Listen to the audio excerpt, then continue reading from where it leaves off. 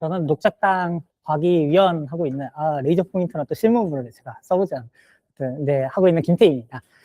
제 소개는 좀 이따 자세히 드릴 거고 오늘 저는 누구를 위한 파트를 맡았습니다. 그래서 이 AI가 도대체 누구를 위한 것이냐 당연히 저의 빨간 마음으로는 이게 다 자본가를 위한 것이다 라고 얘기하시겠죠.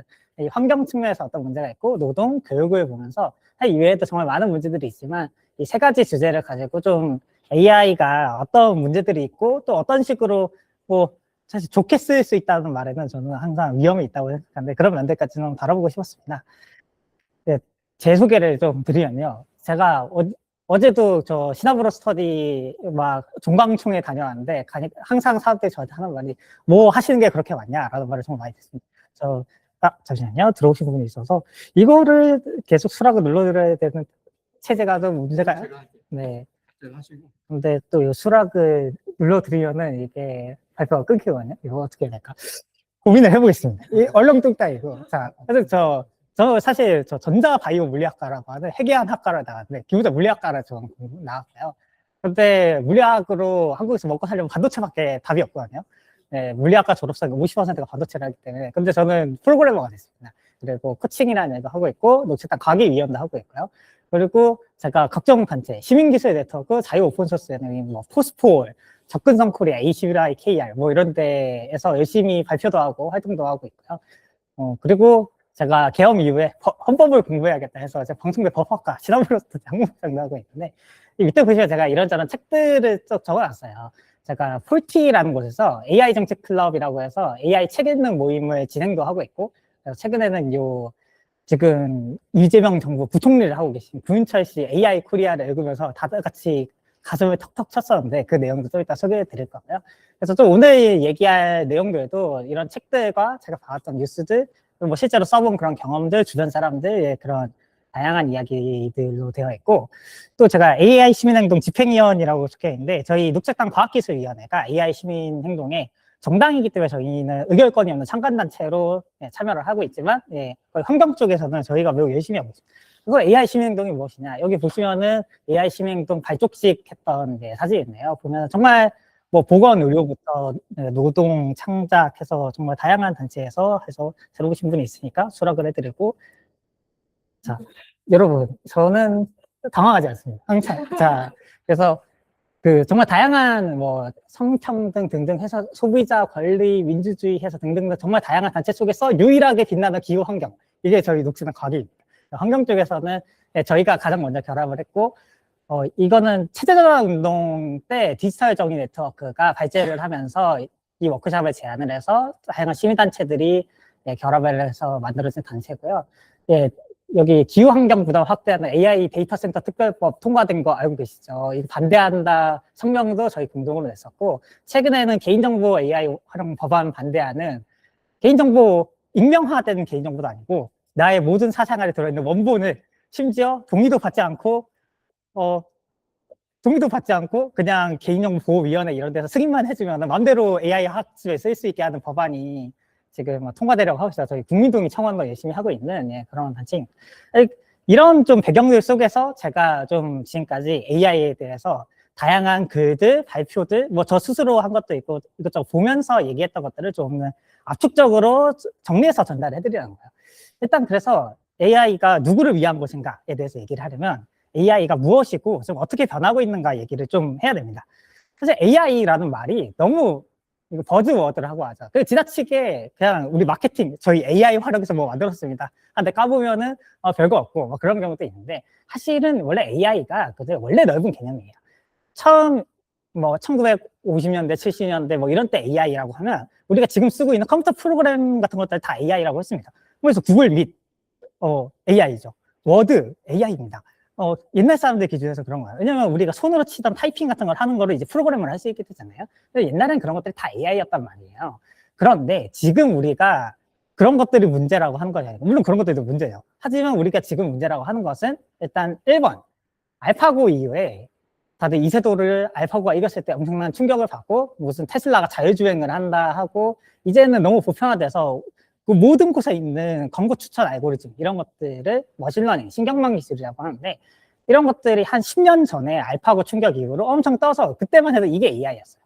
그런데 또 지금 데이터 센터나 이런 문제를 일으키고 있는 AI는 알파고 같은 AI가 아니고요. 한 3년 전에 챗GPT가 나왔죠. 그때 물론 그 전에도 GPT-1, 2 있었지만 GPT-3가 나오고 오픈 AI의 챗GPT가 엄청난 인기를 끌면서 주로 그런 라지 랭귀지 모델이라고 부르는 LLM들.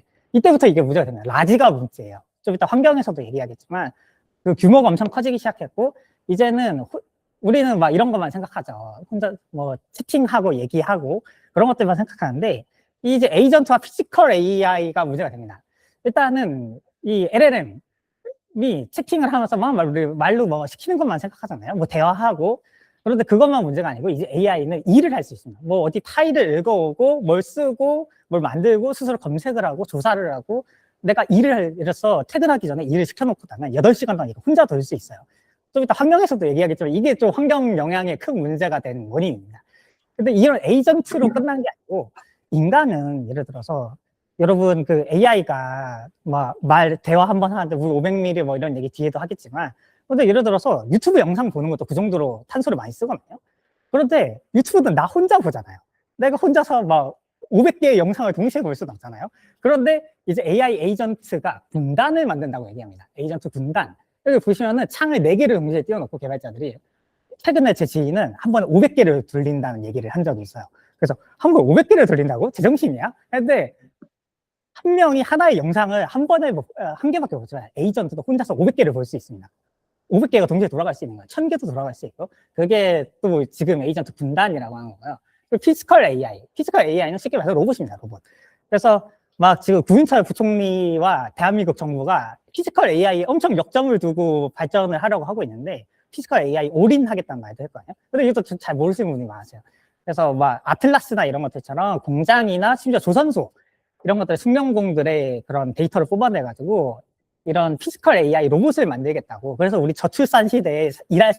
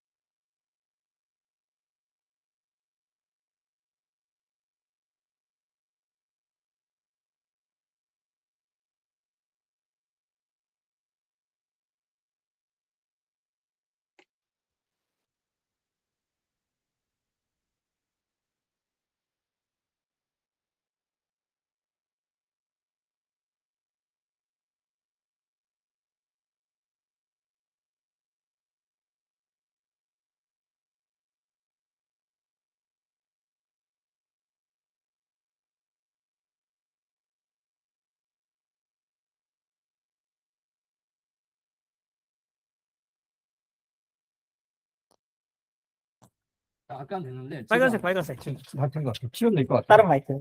얘가 빨간색. 네, 네. 다른 마이크. 네. 네, 너무 감사합니다. 여러분 들리시나요? 들린답니다. 네. 아, 들리시나요? 네. 너무 다행입니다. 자, 네. 다시. 그래서 일단 AI 미래형 막 군인들은 다 청년들은 군대를 가니까 막 AI 전사 100만을 양성해야 된다고 율곡 이 선생님처럼 막 그런 얘기도 하고요. 그러니까 교육 쪽에서 일하시는 분들 보면은 AI 관련된 그런 예산들이 엄청 내려옵니다. AI 교육 예산. 그래서 막 정보교사를 늘려야 된다고. 그 피지컬 AI 총력자. 아까 말씀드린 것처럼 우리나라가 특히 좀 강조하는 AI는 피지컬 AI입니다. 로봇 만들겠다는 거죠. 근데 자동차에도 AI를 넣고 선박에도 넣고 가전에도 넣고 드론도 넣고 팩토리도 넣고 반도체도 넣고 어쨌든 다 이제 AI로 반도체를 만들고 반도체로 AI를 돌리고 막 이러겠다는 이거 국가 예산을 엄청 넣고 있어요. 그리고 최근에 발표돼서 저희 모두를 충격으로 몰아넣었던 18.4기가와트 AI 메가 클러스터도 있죠. 그래서 국토 대전환해서 지역 균형 발전을 하겠다. 이걸로 뭔가 그 지역의 수용성을 높이려고 막 그런 말도 하고 있고요. 뭐 일자리 10만 개를 만든다. 그래서 AI 기본 사회.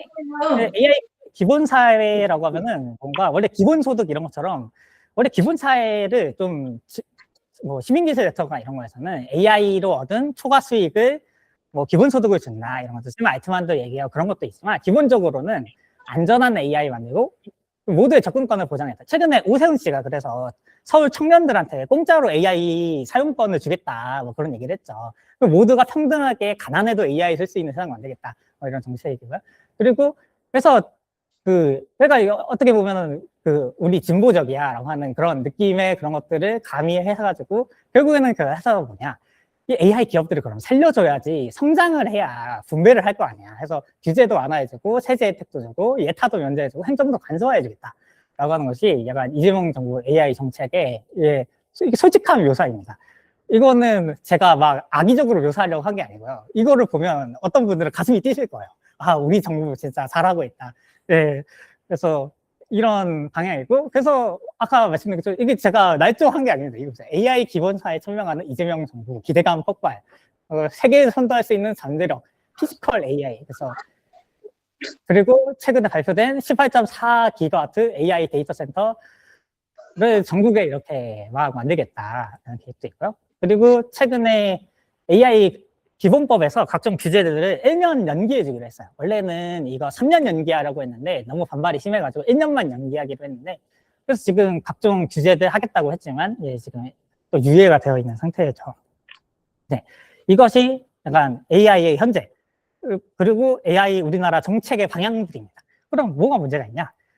누구에게 도대체 AI가 좋은 것이고 안 좋은 것이냐 하면 일단 지역과 자연 얘기로 먼저 시작을 해보시죠. 저희는 녹색당이니까요. 자, 일단은 제가 작년 세미나에서 이미 효율이 좋아지는데 왜 자원 소비는 늘어나냐라는 발표를 한 적이 있습니다. 그러니까 우리가 지금 생각하는 AI가 왜 안 좋은가? AI가 검색이나 이런 것보다 물과 전기를 많이 쓰기 때문에 라고 막연하게 생각하세요. 그러니까 뭐 예를 들어서 이런 거죠. 챗GPT는 물 먹는 하마다 대화 한 번에 생수 500ml가 필요하다. 뭐 이런 얘기 들어보셨죠? 이게 2023년 연구입니다. 그런데 제가 뒤에도 얘기하겠지만 AI 효율성이 엄청 높아지고 있거든요. 젠슨 황의 법칙이라고 2년마다 AI의 효율이 2배씩 올라간다. 뭐 그런 얘기를 하고 있었는데 2025년에 구글이 뭐라고 했냐면 프롬프트 한 번에 물 5방울밖에 소모를 안 한다. 이런 것들 다 날조다. 뭐 그런 얘기를 했어요. 이게 거짓말은 아닙니다. 2023년에서 25년까지 AI 효율성이 33배가 1년에, 그러니까 2년이면 900배 늘어나는 거예요. 효율이 엄청 좋아졌단 말이에요. 그러니까 막 그런 얘기 하지 않습니까? 환경 파괴한다고 하는데 효율 개선하면 되지 않냐. 더 효율적인 AI 나오면은 전기 안 쓴다. 뭐 그런 얘기 하는데, 그런데 자, 이게 사실이라면 18.4기가와트의 전기가 왜 필요하겠습니까? 데이터 센터 전력 소비량이 그러면 33배 줄어들었나요? 아닙니다. 4년 만에 2배 이상 증가했어요. 왜 그런 일이 벌어지냐? 이 발표에서도 제가 길게 얘기했으니까 궁금하신 분들은 이 링크를 나중에 발표 자리에서 찾아보시고, 간단하게 설명하면은 저렴하면 펑펑 쓰게 돼 있습니다. 저렴하면 펑펑 쓰게 돼요. 여러분 지금 다들 핸드폰 들고 다니시고 이제 컴퓨터 이제 개인이 들고 다니죠. 옛날에 컴퓨터가 개인이 들고 다닐 수 없었습니다. 저희 아버지가 막 512kb였는지 메가바이트짜리 컴퓨터를 몇백만 원 주고 사셨대요. 컴퓨터를 하시려고. 근데 지금은 막 손가락만한 거에 1TB도 들어가고 몇십 기가, 몇백 기가 들어가지 않습니까? 그런 것처럼 원래 컴퓨터의 효율이라는 거 엄청 좋아지게 돼 있습니다. 기하급수적으로. 근데 기하급수적으로 증가해도 그러니까 어떻게 돼요? 이거 싸졌네? 상태 펑펑 씁니다. 아까 말씀드린 것처럼 그 AI 에이전트 어떻게 한다고 했죠? 이제 예전에는 채팅만 했어요. 채팅하는 거 0. 몇 방울 안 쓸 수 있겠죠.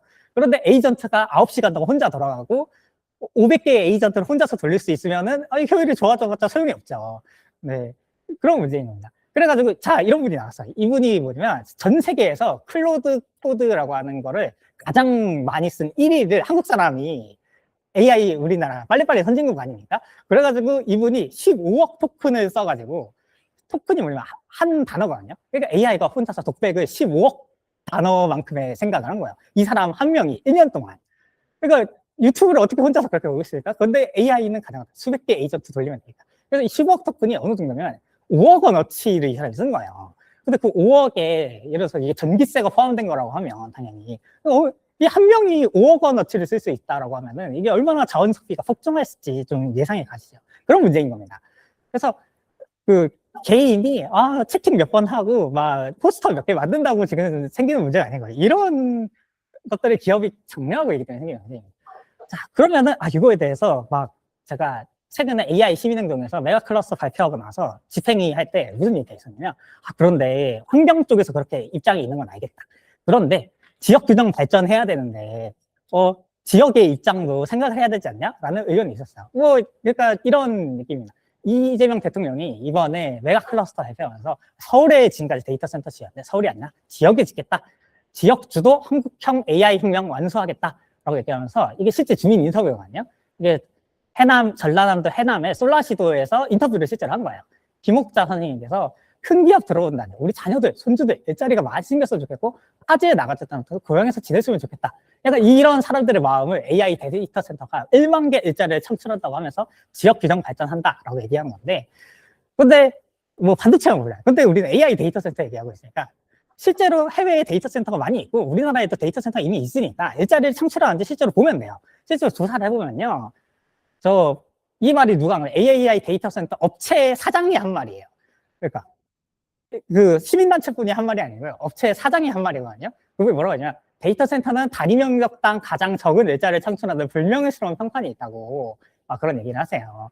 그게 어느 정도면 축구장 240여 개 토지에 관리 직업이 150명밖에 필요하지 않습니다. 그냥 데이터 센터라고 하는 게 사람이 일하는 공장이 아니고요. 그냥 수많은 서버들을 세워놓고 서버들 에어컨 틀어주면서 그냥 이 서버 이상하네 하면 관리자가 가가지고 뭐 교체해주고 하는 게 전부란 말이에요. 그러니까 뭐 관리 직원이 많이 필요하잖아요. 대부분 무인화되어 있습니다. 그러면 일자리 창출하고 자녀, 손주들 일자리가 생기겠어요? 안 생기죠. 이게 생 거짓말인 겁니다. 그런데 사실 이런 이미지가 있으니까 뭔가 매연도 뿜을 것 같지 않고 첨단 산업 같고 그런 이미지가 있다 보니까 이번 지방선거에서도 다들 AI 데이터 센터를 막 하겠다. 지방 살리겠다고 막 그렇게 얘기를 했죠. 근데 우리나라는 지금까지 데이터 센터가 전력의 2%밖에 차지 안 했는데 메가 클러스터라면 18.4기와트를 쓰면서 우리나라 전력의 18%를 쓴단 말이에요. 그런데 그러면 이미 데이터 센터 엄청 지었던 미국은 어떤가?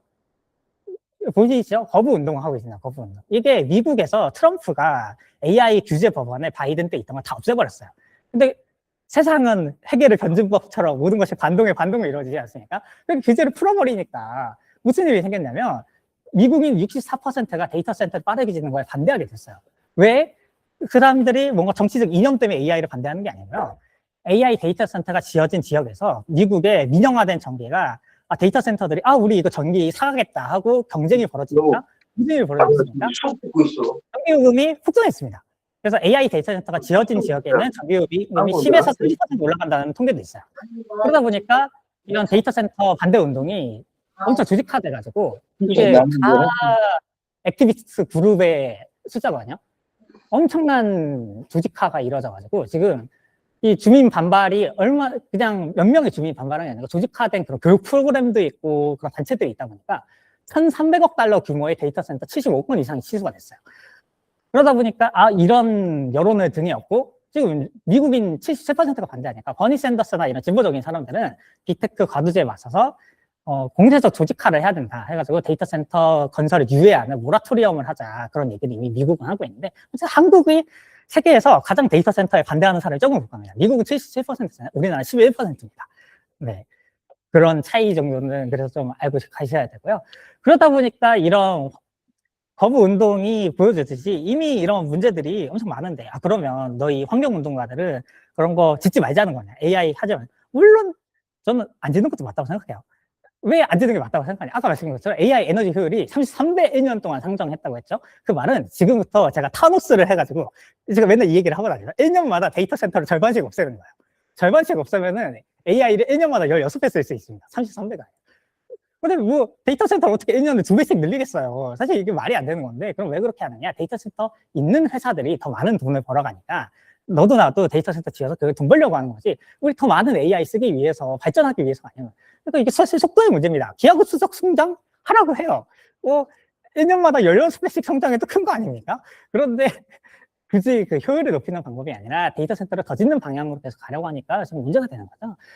그러면은 대안이 있느냐? 대안은 많이 있습니다. 일단 1번, 원전 대신 재생에너지 사용 의무화. 이런 거 독일이나 스페인에서는 이미 규제하고 있습니다. 데이터 센터 만들 때 재생에너지 사용을 의무화하는 규제가 있는데, 근데 우리나라는 SK 하이닉스 부사장이 데이터 센터 지어야 되는데 태양광 같이 간헐적인 거 말고 원전을 짓게 해달라 뭐 그런 얘기도 했고요. 2번, 태양광 풍력 자원순환 녹색 건축 등등등의 사실 데이터 센터만 산업이 있는 거 아니에요. 녹색 산업 재현을 이런 거에서 환경 영향이 있으니까 네, 데이터 셀 같은 걸 내가지고 이런 산업 재현을 마련할 수도 있고요. 그리고 전기와 물 사용량이 지금 깜깜입니다. 공개가 전혀 안 돼 있어요. 그래서 얼마나 전기와 물 실제로 쓰고 있는지 공시 의무화하자는 얘기도 있고, 그리고 우리나라 에너지 효율성이 이게 데이터 센터 에너지 효율성이거든요. PUE가. 근데 그게 1.7이에요. 근데 세계 평균 1.4거든요. 그래서 우리나라가 에너지가 매우 비효율적으로 쓰이는 거죠. 그래서 이미 싱가포르나 독일이나 이런 데는 에너지 효율성을 1.2 이하로 더 효율적인 데이터 센터 만들어라 규제도 하고 있죠. 그러면 더 효율적인 거 하면 덜 지어도 되지 않습니까? 그리고 물도 많이 쓰니까 물 사용량 적은 냉각방을 또 의무화시킬 수도 있고, 데이터 센터 수익이 지역에 돌아가도록 지역 기금 의무화할 수도 있고, 지역 주민의 정부 공개 청구권, 주민 수기와 동의 의무화할 수도 있고, 그리고 독일이나 스페인에서는 또 폐열 재활용을 의무화하는 규제가 있는데, 이게 또 뭐가 중요하냐면 이번 뉴스레터에 제가 적었는데, 데이터 센터가 있으면은 생각해보세요. 18.4기가와트의 전기가 냉각을 하는 데 쓰이는 거거든요. 그 중에 한 30-40%가.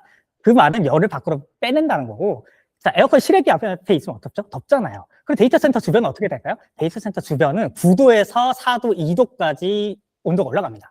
폭염이 더 심해지는 거예요. 그런데 그럼 열이 날아가지 않게 폐열을 모아가지고 재활용을 하면 그거를 물을 끓이거나 해서 지역 난방 같은 걸 할 수도 있어요. 그래서 실제로 지역 온수 난방하고 있는 사례도 있습니다. 이것도 궁금하시면은 여기 밑에 있는 제 뉴스레터 보시면은 제가 이런 것들 디테일하게 적어놨고요. 그리고 무엇보다도 18.4기가와트가 아니라 데이터 센터 3기가와트만 지어라, 이런 전력 총량 규제 같은 걸 할 수도 있었어요. 할 수도 있었는데 이런 것들이 데이터 센터 법에 하나도 들어가냐? 단 하나도 들어가지 않고 지금 돼 있는 그런 상황입니다. 그래서 사실 저는 AI를 개인이 쓰느냐 안 쓰느냐의 문제가 아니라고 생각해요. 개인이 써도 됩니다. 써도 되는데 이런 생태적 한계의 규제들을 잘 지켰으면은 뭐 큰 문제가 없겠죠. 그런데 우리가 이런 조직적인 것이 없으면은 결국에는 이런 규제들이 막 통과되는 동안 뭔가 우리는 아무런 대처도 하지 못한 채로 사실 이런 게 있는지도 모르는 채로 넘어가게 되는 거죠. 이제 환경 이야기는 끝났습니다. 그런데 문제가 있습니다. 그 세대장 운동 포럼에서 노동에 좋은 AI에 대한 얘기가 나왔는데, 그때는 저희가 그걸 노동에만 좋으면 되냐? 환경에 안 좋은 AI를 노동에만 좋으면 되냐는 얘기를 했는데, 저는 이거 좀 거꾸로 얘기를 해보고 싶어요. 환경에 좋은 AI면, 그래, 1년에 16배씩 늘어나는 AI면 써도 되는 거야? 라고 하는 그런 문제에 대해서 노동 쪽으로 한번 얘기를 해보시죠. 자, 일단은 뭐 그런 얘기를 합니다. AI가 생산성을 높여준다. 그래서 새로 4차 산업혁명이 온다. 그런 얘기들이 있죠. 근데 실제 여러분 그 GDP가 갑자기 막 10%, 20% 폭증했다는 얘기 들어보셨습니까? 주가가 폭증했다는 얘기는 들어봤는데 GDP도 안 오르고 있죠. 한국은행에서 이슈노트는 이미 AI가 일처리 빨라진다라고 말하지만 생산성은 오르지 않았다라는 이미 조사를 최근에 이슈노트로 내놓은 바 있습니다. 예를 들어서 AI로 대체된다고 얘기했던 것 중에 하나가 뭐 상담사들이죠. 상담사들을 AI로 대체했더니 일단 만족도가 급격하게 떨어지고요. 상담원들은 당연히 부무 여건이 약화됐다고 얘기했고, 그리고 AI 오류 때문에 고객 민원 스트레스도 증가했다고 하면서 다시 상담원들을 채용하고 있다는 뉴스가 최근에 막 있었습니다. 근데 그런 것들처럼 사실 AI가 우리는 효율적이고 진짜 일을 잘하는데 도움이 된다고 생각해서 쓰는데, 그러면 왜 효율적이라는데 실제로 생산이 안 올라가느냐? 그거에 대해서 뒤에 교육에서도 얘기하겠지만 많은 이유가 있습니다. 그 중에서 한 가지는 뭐 이런 거예요. 이 MITR이라는 독립기관에서 실제로 실험을 해봤어요. 개발자들이 데려다 놓고 AI를 써서 코딩을 하기 시켜봤습니다. 그랬더니 개발자들이 와, AI 너무 좋네요. 체감상 작업이 한 20% 빨라진 것 같아요. 라고 얘기했거든요. 근데 실험이니까 실제로 측정을 해봤단 말이에요. 실제로 했더니 시간이 오히려 늘어났어요. AI를 써가지고 우리는 빨라졌다고 느끼지만 실제로 해보면 안 늘어났다는 거예요. 오히려 에러 난 것도 고치고 문제를 해결하는, 사실 AI가 4차 산업혁명이라고 하는 것 자체가 어떻게 보면 좀 어떤 사기이자 버블이라고 할 수도 있습니다. 그런데 사기이자 버블이면 실제로 안 쓰느냐? 안 쓰진 않는다는 거예요. 그래서 AI에 많이 노출된 업종에서 청년 고용이 크게 줄었죠. 그래서 AI가 일자리를 대체하면 어떻게? 라는 고민이 아니고요. 이미 대체했습니다. 이미 청년 고용을 파괴하고 있어요. 그래서 이거는 우리나라 연구결과지만 미국에서도 비슷한 자료들이 있고요. 보면은 40, 50대 고용 같은 경우에는 큰 차이가 없고, 우리 50대 고용은 조금씩 늘어나고 있죠. 근데 지금 청년 고용은 오히려 줄어들고 있는 추세입니다. 특히 이거는 모든 업종이 그런 게 아니고요. AI에 많이 노출된 업종에서 청년 고용이 크게 줄고, AI에 노출되지 않은 업종에서는 청년 고용이 덜 줄고 하는 그런 경향들이 나타나고 있고요. 청년층 일자리가 21만 개 줄었는데 그중에서 20.8만 개가 그 AI 노출 업종에서 되는 거예요. 그러다 보니까 제가 늘 말씀드리는 것 중에 하나가 이 약간 청년 의제이기도 하다는 겁니다. AI 문제라는 것은. 이미 제 주변에 그래서 청년들, 저는 코칭이라는 약간 멘토링 비슷한 걸 하고 있는데, 그래서 저를 포함한 청년 개발자들을 만나보면 다 이런 얘기를 해요. 이게 실제 인터뷰 내용이거든요. AI가 자신의 일자리를 대체할 것 같고, 나 열심히 스펙 쓰는 동안 주식 가진 사람들만 벼락 부자 되고, 나만 낙오될 것 같고, 그래서 이걸 포모라고 하죠. Fear of missing out. 그러니까 나만 뒤처지는 것 같아.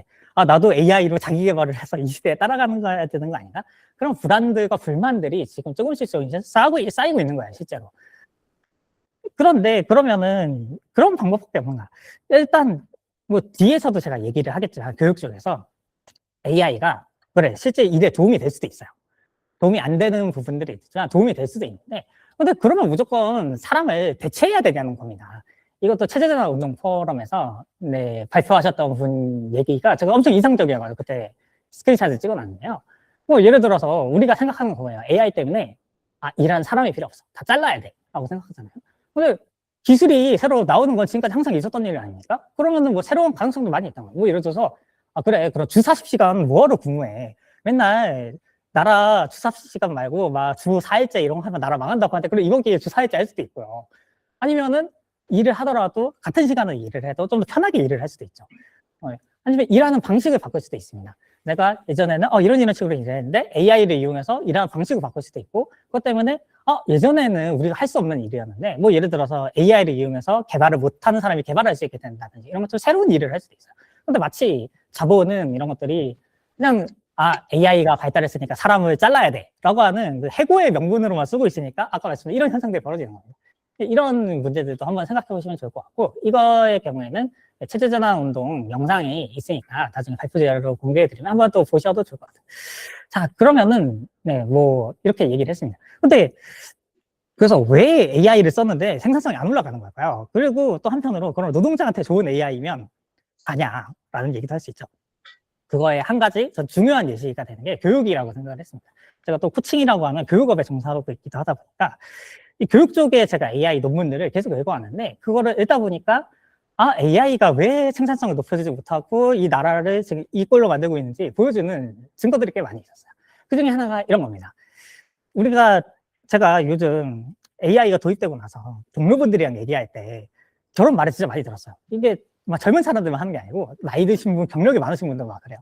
AI가 그렇다던데요. AI가 해서 저렇게는 잘 모른다. 뭐 그런 얘기를 하거든요. 근데 우리 막 그렇게 생각해요. AI가 단순 암기만 시키고 비판적 사고라고 마비시킨다고 생각하잖아요.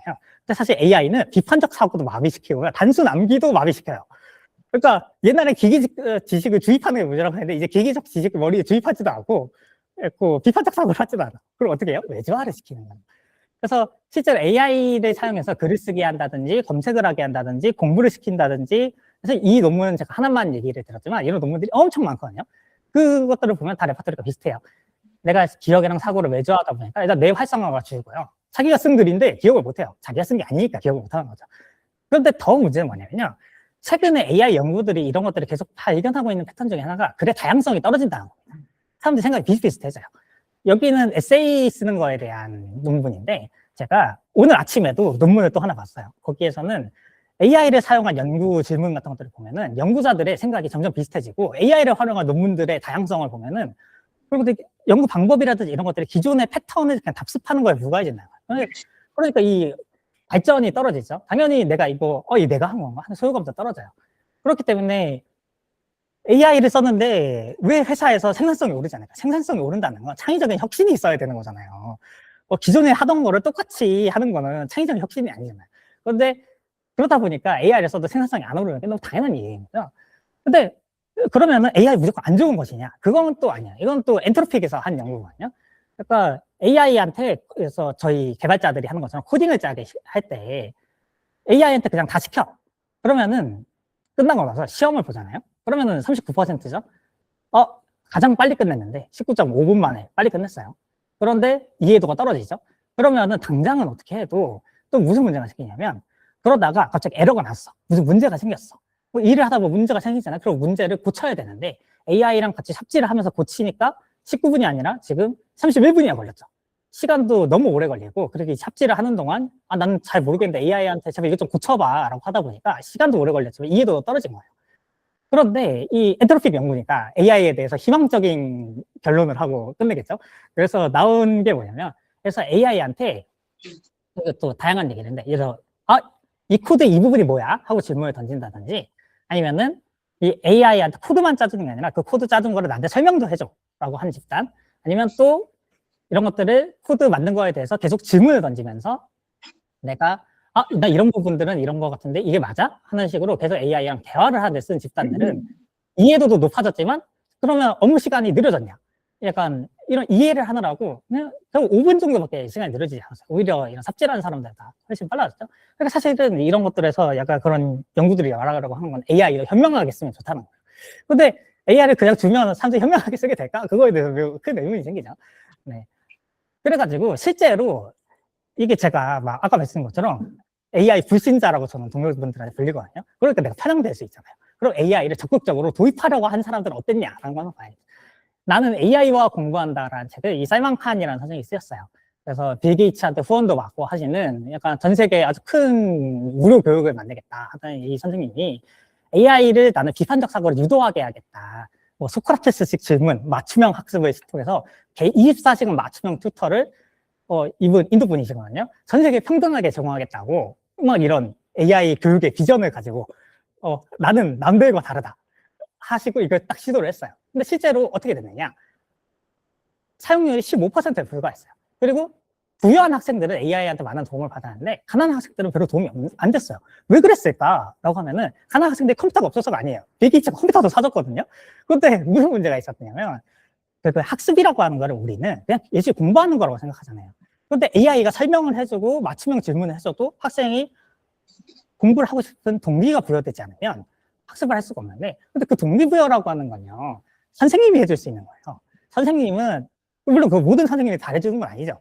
근데 뭐 그런 연구도 있어요. 예를 들어서 여기도 안 적었는데 교사들이 학생 성적에 미치는 영향들을 봤을 때 똑똑한 교사가 학생을 잘 가르치느냐? 그런 게 아니에요. 공감 능력이 높은 교사가 학생을 잘 가르칩니다. 학생한테 높은 기대를 가지고 있고 학생한테 신뢰를 가지고 있는 교사, 학생들이 점수가 좋아요. 그런데 생각해보세요. AI가 그런 선생님이 될 수 있겠습니까? 그러다 보니까 동기부여를 못하니까 아무리 AI가 맞춤형 튜터를 해주려고 해도 애들이 공부를 안 해. 사용률이 15%에 불과했다고 했죠. 부유한 학생들은 집안에서 그런 좋은 교육 환경과 그런 삶을 살다 보니까 장기적이고 미래적이고 그런 거 하다가 AI를 더 적극적으로 쓰니까 이 쌀만큼이 큰 충격을 받은 거예요. 그래서 자기들의 그 리포트에서 뭐라고 얘기했냐면 나는 이제 AI 중심이 아니라 인간 중심으로 하겠다고. 교사는 여전히 학생들한테 동기를 부여하는 책을 원천이다. 자기가 몇 년 전에 썼던 책을 자기 스스로 반박을 하면서 이미 이런 것들 교육에서 실제로 벌어지고 있는 사례입니다. 근데 그러면 비판적 사고를 길러내고 인간 중심적으로 AI를 쓰는 정책을 피면 되지 않겠냐. 이게 우리나라 정부의 AI 정책이거든요. 그런 것들 있는지 한번 봅시다. AI 기본교육 확대하고 AI 교육 지원하고 교육 기반 강화하고 AI 혁신인재 양성하고 융합인재 양성하고 기초역량 함량하고 뭐 이런 얘기하고 있잖아요. 그래서 이런 것들이 결국엔 다 무슨 얘기를 하고 있냐면, 그러니까 우리가 교육이라고 하는 것을 그냥 학생을 어떤 산업 인재로 길러내는 것으로만 생각을 하고 있는데, 생각해보세요. 이 AI 이전에 뭐가 있었습니까? 디지털, 빅데이터, 메타버스, 3D 프린터, 4차 산업혁명, 이 얘기 있었잖아요. 근데 그런 것들은 항상 뒤떨어서 따라가고, 예를 들어서 지금은 AI가 그렇게 뜨고 있는데, 사실 지금의 AI는 3년 전의 AI랑 다르고, 10년 전의 AI랑 다르단 말이에요. 그러면 지금 쓰는 AI 활용법을 알려준다고 해서, 그럼 미래 AI 인재가 되겠는가? 그러고 하면은 저는 이런 것들이 제가 하는 말이 아니고 교육 쪽에서도 많이 우려하고 있는 그런 내용입니다. 네. 자, 그러면 이제 제가 환경, 노동, 교육에 대한 문제를 말씀드렸는데요. 이거 통해서 자, 이제 끝입니다. 자, AI가 가진 위험과 불확실성이 그럼 진짜 뭐냐에 대해서 좀 얘기를 해보고 싶어요. AI는 그냥 나쁜 게 문제가 아닙니다. AI의 이거는 제그드 프론티어, 울퉁불퉁한 경계가 있다고 얘기하거든요. 그러니까 우리는 예를 들어서 한 10년 전에 AI가 뭘 대체할까 연구를 했을 때는요, 육체 노동이 대체될 거라고 했어요. 막 설거지, 가정부, 청소 이런 것도 다 대체돼가지고 이제 예술가만 살아남을 거다 했거든요. 근데 수학과 코딩, 예술 이런 거 AI가 가장 먼저 도입됐죠. 그런 것들처럼 사실은 이 학자들이 맨날 얘기하는 게 AI가 왜 이건 못하고 이건 잘하는지 학자들도 몰라요. 그래서 잘할 거라 생각했던 게 못하고 못할 거라 생각했더니 잘한단 말이에요. 이런 불확실성이 있는 게 사실 AI의 큰 문제입니다. AI를 예를 들어서 피지컬 AI로 막 조선소에서 하겠다라고 하는데 진짜 AI가 조선소에서 배를 만들 수 있을까요? 모르죠. 만들 수도 있고 못 만들 수도 있어요. 근데 그런 거의 문제는 이 큰 불확실성이 있는데 배팅을 하는 게 저는 문제라고 생각합니다. 그래서 지금 계속 나오는 얘기 중에 하나가 이 올인이라는 표현이에요. 그러니까 지금 메가 클러스터에 대해서 우리가 얘기를 할 때 이런 환경에 안 좋은 영향이 있다? 물론 그게 경제에는 도움이 되더라도 이렇게 얘기하는데 사실 경제에 도움이 될지도 모르는 겁니다. 지금 AI 버블이 역대 최고거든요. 이 버핏 지수라고 해서 시장 버블을 판단하는 지표가 있는데 이 지표가 지금 역대 최고를 찍고 있어요. 2008년 경제 얘기보다 닷컴 버블보다 심각한 버블이란 말이죠. 그럼 이 버블이 진짜 대박이 나서 AI가 4차 산업혁명을 만들면 우리는 대박이 날 텐데 그럴 것 같지는 않아요. 그러다 보니까 오픈 AI 같은 기업들은 손실이 지금 60조 원이 넘었는데 손실이 날 때마다 계속 더 투자를 받아가지고 사람들한테 어떤 종교적인 신앙으로 이게 되고 있는데, 그래서 최근에도 또 이것도 며칠 전에 본 겁니다. BIS가 수익의 식량에 급격한 자금 회수가 발생할 것이라면서 그리고 설비 투자 열풍, 지금 데이터 센터 막 짓고 있죠. 근데 만약에 데이터 센터를 짓고 있는데 거품이 딱 떨어져서 코스피도 바닥을 찍고 주식을 바닥을 찍으면 우리나라의 미래는 경제 성장은 할 수 있을까요? 경제 성장도 하지 못하고 이런 걸 회수를 못한 채로 얼마 전 지금 삼성 주식이 이렇게 올랐지만 삼성 주식이 바닥을 칠 때에는 우리 다들 그때 삼성이 법인세를 못 냈거든요. 그래서 삼성이 법인세를 못 하니까 법인세 27%가 날아가는 사단이 있었는데 우리가 앞으로 어떻게 해야지 너무 큰 불확실성이 있고, 그런데 이게 전부가 아니라는 거예요. 아까 말씀드린 AI 시민행동이나 여성, 보건, 의료, 돌봄, 예술, 전쟁 무기 등등등등등등등 끝없는 문제들을 얘기하고 있는데, 예.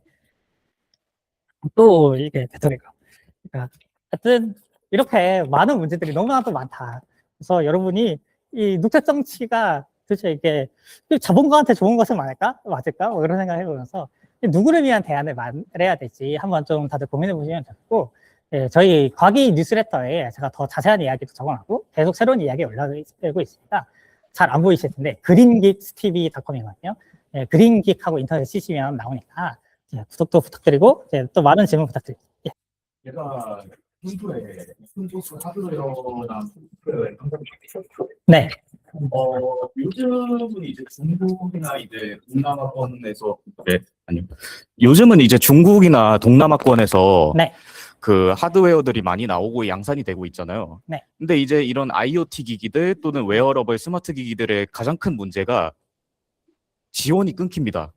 금방 끊기고 제대로 안 만들고 하드웨어만 만들고 대충 만들고 그냥 이제 전자 쓰레기가 되는 거죠. 그렇죠. 그래서 이제 포스트마켓 OS라든지 아니면은 뭐 이런 모바일 리눅스 이런 거를 하시는 분들은 네. 이런 것들 API를 해킹을 한다든지 펌웨어를 리버스 엔지니어링을 네. 해가지고 얘네들이 10년, 15년 혹은 네. 그거보다 더 오래 갈 수 있도록 하는데요. 네. 저 같은 경우에는 이거에다가 이제 LLM을 사용을 하고 있어요. LLM을 사용을 해서 일단은 소스 코드를 이제 다른 툴로 먼저 네. 디컴파일을 한 다음에 네.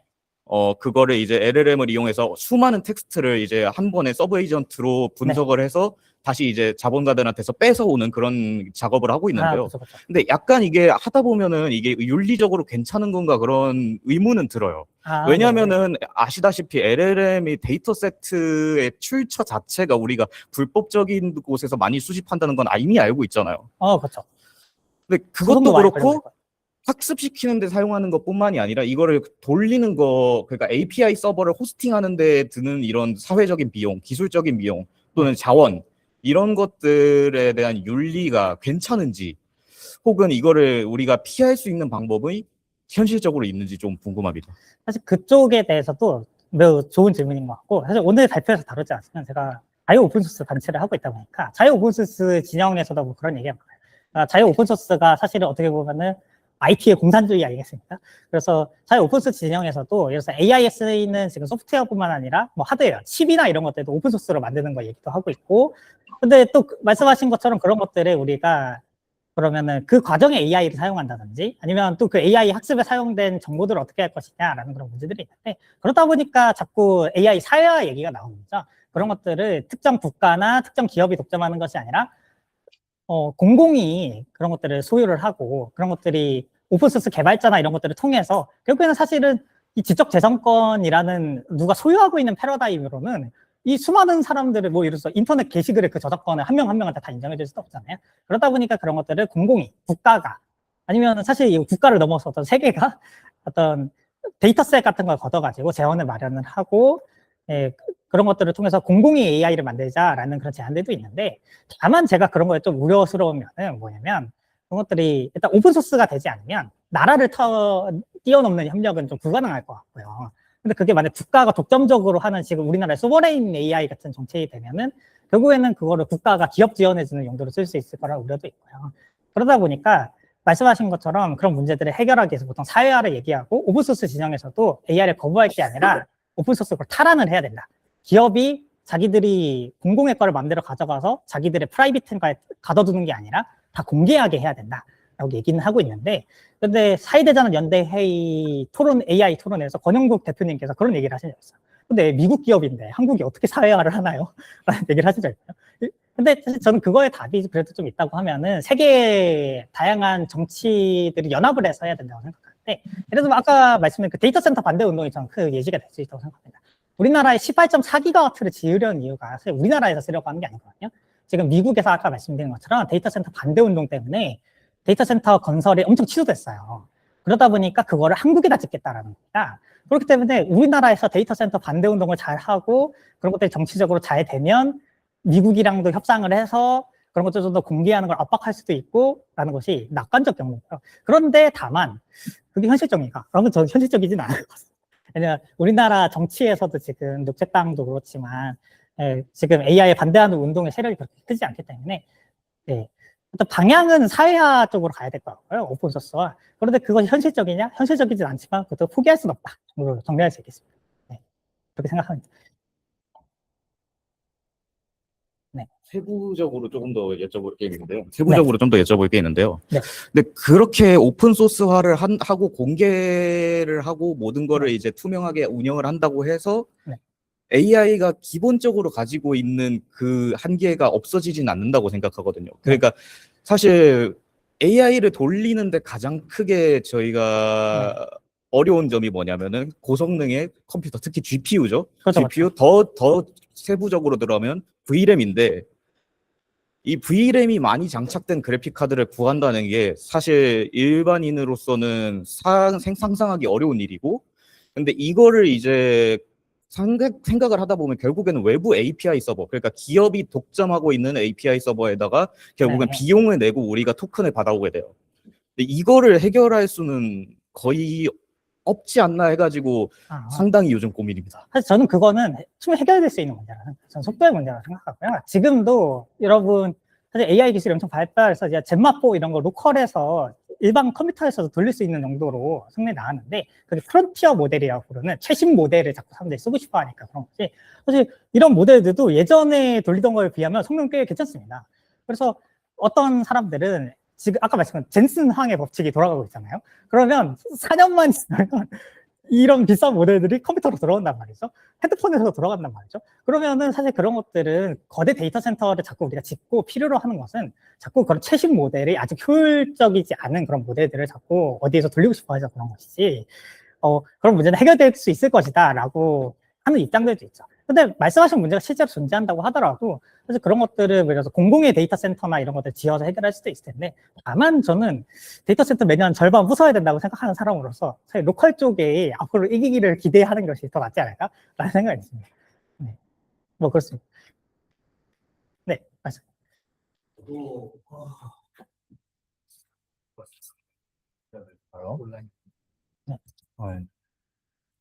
뭐부터 말씀을 드려야 될지 모르겠는데,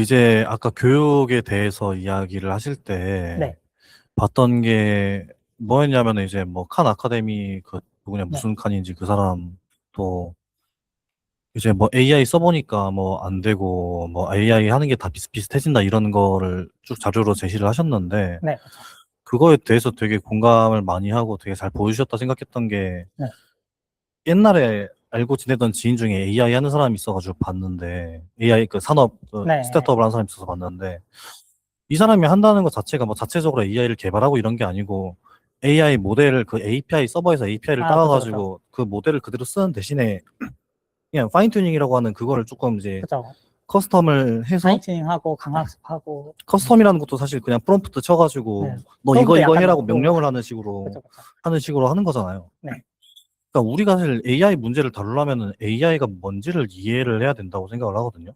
근데 사실 제 생각에는 AI가 정확히 말하면 여기서는 거대 언어 모델이라고 하는 것에 대해서 반대한 사람들이든 찬성한 사람들이든 심지어 전문가들조차도 그게 뭔지를 잘 모르고 있는 것 같다고 생각을 해요. 전문가가 아니. 그러니까 거기 그 개발자들조차도 잘 모르는 것 같고, 제 생각에는. 그래서 우리가 앞으로 이거에 대해서 조금 더 AI가 무엇인지를 조금 더 연구해보는 게 필요하지 않나 생각하고, 또 말씀하신, 그러니까 그렇기 때문에 아까 이재명이 얘기했다거나 그런 안전한 AI라는 게 사실상 불가능한 거 아니야라는 것이 제 첫 번째 생각이고, 네. 두 번째로는 이제 로컬 계속 좀 강조하셨는데 저도 로컬에 대해서 동의를 하는 것이, 사실 말씀하셨던 것도 그렇지만은 AI라고 산업의 발전이라고 하는 것이 실질적인 기술의 혁신이나 개발이라는 건 거의 없는 상태에서 자원만 더 많이 투입을 해가지고 네. 성능을 끌어올리고 있는 상황이라고 생각을 하거든요. 네. 측면에서 로컬 AI를 보급하는 것이 조금 더 방법일 수는 있겠다고 생각하는데, 그거에 대해서 이게 진짜 옳은 걸까라고 납득을 하는 사람들이 있을지는 잘 모르겠는데 어떤 식으로 우리가 설득을 할 수 있을까요? 근데 사실 그 문제는 좀 더 디테일하게 얘기를 드리면요.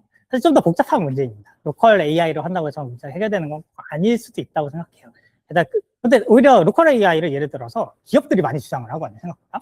왜 그러냐면 데이터 센터는 자기들 돈이 들잖아요. 로컬로 하면 각자의 핸드폰과 컴퓨터에서 돌아가니까 이 엣지 AI 하면은 자기들 돈을 아낄 수 있다라는 걸 기업들도 생각보다 하는 정책이 있고, 그리고 아까 말씀한 것처럼 뭐 그런 성능들이 안 좋다 보니까, 예를 들어서 이번에 엔비디아가 AI PC 이런 것도 내놨고, 부인철 총리 같은 경우에도 개인마다 AI 데이터 박스를 주자.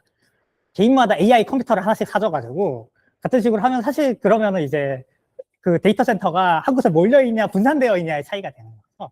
말씀하신 것처럼 사실 그런 것들이 오히려 저는 갈 수 있는 좀 방향이 하나 있다고 하면은, 아까 말씀드린 AI 토큰 비용이 엄청나거든요. 5억을 냈다고 하면 그 5억을 내준 회사는 기분이 어떻겠습니까?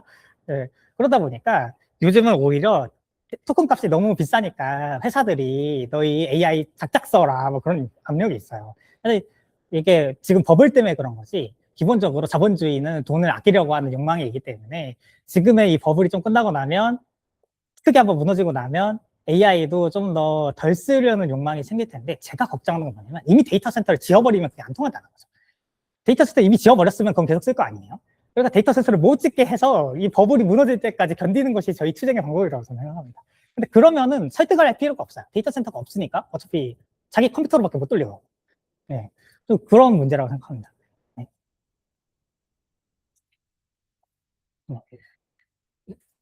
방금 질문에서 제가 간단하게 그 AI가 무엇인가라는 문제에 대해서, 사실상 이제 그 뭐 인문사회 계열이나 그 STS가 뭐죠? 기술사회학이나 네, 과학기술학 과학기술사회학. 영역을 네. 비롯해서 네. 이제 많은 영역에서 사실 굉장히 촘촘하게, 네. 뭐 굉장히 역사가 길지만 특히 지난 뭐 10년에서 5년 사이에는 사실 이 정도면은 그 뭔지에 대한 답이 나오지 않았냐 싶을 만큼 연구들이 굉장히 촘촘하게 있는 걸 이제 공부를 했는데, 사실상 그것을 우리의 일상 언어로 그렇게 좀 축약해서 표현하기가 굉장히 어려울 만큼 그렇죠. 그 구성된 AI의 그 존재 자체가 사실 굉장히 좀 뭐 수학이라든지 물리학이라든지 이런 것들이 복잡하게 들어가 있어서, 하지만 그렇죠. 일단은 지금 말씀하신 부분의 연구는 되게 활발하게 진행되고 또 논문도 쏟아지고, 네. 어떻게 보면 그 문제를 정면으로 직시하고 좀 다루기 시작한 게 사실 뭐 요 최근부터가 아닌가. 네. 그래서 지금 한창 진행 중인 거로 좀 제 약간 네. 더 덧붙이고 싶습니다. 그래서 좀 말씀을 드리면, 사실 오늘 얘기한 것도 저는 뭔가 매우 축약하다 보니까 다들 AI에 대해서 어떤 이미지를 가질지 모르겠는데, 사실 AI라고 하는 거는 저는 완벽한 도구도 아니지만, 그렇다고 해서 AI가 인간 어느 정도 급이다, 유능하다, 안 유능하다를 얘기하는 게 좀 이상한 질문이라고 생각해요. AI는 각자의 자기 나름의 방식으로 매우 독특한 존재거든요. 뭔가 그러다 보니까 사실 이 AI를 자꾸 뭔가 인간을 대체한다든지, 이게 막 인간 석박사급이라든지 그런 거를 좀 오히려 걷어내고, 약간 좀 수학이나 이런 게 어려울 수 있죠. AI 그 자체에 대해서 우리가 좀 더 리터러시를 올리고 얘기를 하면 오히려 AI에 대해서 더 나은 정책 같은 것도 나올 수 있을 거라고 저는 생각하는데, 다만 그런 부분들이 늘 어려운 건 있어요. 뭔가 발표를 하거나 말씀하신 것처럼, 그래서 그 어디를 가더라도 결국에는 AI가 무엇인가에 대해서 매우 단편적인 이미지만 가지고 어쨌든 우린 얘기를 해야 되니까. 그래서 저희가 자꾸 이런 세미나를 과기도 열고 하는 것도, 그래서 그런 것들에 대한 우리 리터러시를 좀 더 올리고, 이게 끝이 아니라 이걸 시작으로 좀 더 많은 얘기를 할 수 있는 그런 기회들 같은 것들 좀 만들어 보고자 하는 거니까요. 네, 대전에서 또 할 수도 있고 아니면 다른 지역에서 또 할 수도 있고, 그러면서 사실 저 논의들이 계속 0에서 시작하는 게 아니라 좀 새로 시작되고, 말씀하신 것처럼 뭐 STS나 사실 그런 관점들도 언젠가 좀 더 다룰 수 있으면 좀 좋을 것 같습니다. 네. 네, 채팅창 질문 하나, 패들렛 질문 하나 드리고 3분 내로 정리하겠습니다. 우선 채팅창 질문. 네. 지금 유튜브의 경우 프리미엄 구독하지 않으면 좋든 싫든 광고를 봐야 하는데요. 네. 저소득층들도 사용하게 한들 유튜브 이용할 때처럼 AI를 불편하게 사용해야 한다는 문제가 있을 것 같은데 어떻게 생각하시는지 궁금합니다. 사실 저는 그게 지금 꼭 문제는 아닐 거라고 생각하긴 합니다. 지금도 AI를 무료로 쓰게 해줄 때 챗GPT나 이런 데서 광고 넣는다 얘기가 나오는데, 그래서 저는 그런 문제 제기들이 결국에는 지금의 정치 환경에서 어떤 식으로 흡수가 되냐. 아까 말씀드린 것처럼 모두 AI, 오세훈이 모두가 공짜로 AI 쓰겠다 해서 AI 바우처를 해준다든지 그런 정책들은 전 이미 나오고 있는 것 같고, 사실 불편하게 가난한 사람들이 사용하게 돼서 문제라기보다는 약간 가난한 사람들을 위해서 AI 바우처를 사야 되니까 해서 나라 세금으로 사람들이 사실 내가 AI를 안 쓰고 싶을 수도 있잖아요. 그런데 이 사람들 냉방비 지원을 해주거나 교통비 지원해줄 돈은 없는데 AI 토큰 값 지원을 해주고 토큰 값이 아니면 너희한테 돈으로 줄 수는 없어 라고 하는 게 저는 더 문제라는 거예요. 물론 그렇다고 해서 이거를 이재명 정부가 지금 얘기한 것처럼 그 초과 이윤을 기본소득으로 주는 방식으로 되더라도 결국에는 이 AI 문제에 대해서 사람들이 포섭되는, 그러니까 얼마나 주겠어요. 네, 그런 기재가 되는 게 오히려 더 문제이지 않나? 예, 저는 그런 고민을 하고 있습니다. 네, 그래서- 페들렛 질문입니다. 저는 무슨 소리인지 모르겠는데요. 포스 4C를 구현하기 위한 리버스 엔지니어링에 사용할 경우의 윤리. 네, 그게 아까 말씀. 그러니까 사실 자유 오픈소스가 공개된 거고, 그래서 이 공개된 것들을 사람들이 같이 만드는 걸 하다 보면은 해적질이라는 걸 하게 됩니다. 해적질이 뭐냐? 저작권이 있는 소프트웨어를 마음대로 가져. 예를 들어서 우리 닌텐도 게임 이런 것들을 마음대로 뜯어가지고 할 수 있게 해주는 그런 것들도 어떻게 좋게 말하면 오픈소스란 말이에요. 돈도 받지 않고 마음대로 닌텐도 게임을 불법으로 가져다가 할 수 있게 해주는 거. 근데 그런 것들이 확실히 윤리적으로 좀 문제가 있죠. 윤리적으로 문제가 있는데, 다만 그 오픈소스 진영에서도 그런 것들이 좀 의견은 갈립니다. 좀 공격적, 왜냐면 클로드나 이런 데는 윤리적 문제가 있는데 마음대로 갖다 썼잖아요. 책도 마음대로 가져다 쓰고, 예를 들어서 저도 오픈소스 기여를 많이 했는데 제가 쓴 코드들 다 학습에 갖다 썼을 거란 말이죠. 근데 당연히 그런 것들이 윤리적 문제가 있는데, 저는 그러면 그런 것들이 좀 개인의 해적질 같은 게 아니라 국가 단위에서 그런 것들을, 뭐 예를 들어서 지금은 버니 샌더스나 이런 사람들이 오픈 AI 주식 50%를 국가 환원을 하자 같은 제안을 하고 있는데, 그거를 저는 돈으로만 환원을 하는 게 아니라 그들의 AI 코드나 이런 것들도 국가 환원을 해버리는 그런 것들이 필요할 수는 있다고 생각하거든요. 다만 그게 오픈소스가 되지 않으면, 지금 트럼프 정부가 국가 환원을 한다고 해봅시다. 그거를 다른 나라에 공개해서 풀어줄까요? 안 풀어주겠죠. 그러면 결국 미국 패권만 강해지기 때문에 저는 이런 것들은 진짜 전 세계가 합심해서 투쟁을 해가지고 공공화를 시키는 그런 것들이 좀 더 현실적인 방안 아닌가? 합법적이고. 네, 뭐 그런 생각이 있습니다. 네, 감사합니다. 그러면 이번 세션은 이걸로 마치고 5분 후에 다음 세션 시작하도록 하겠습니다. 네, 감사합니다.